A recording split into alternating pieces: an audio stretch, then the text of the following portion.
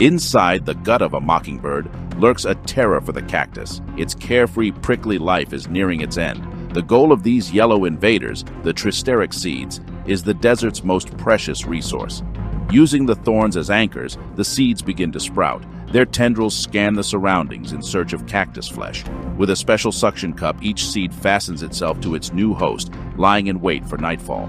As darkness descends, the unsuspecting cactus opens its pores to inhale carbon dioxide, unwittingly welcoming an uninvited guest.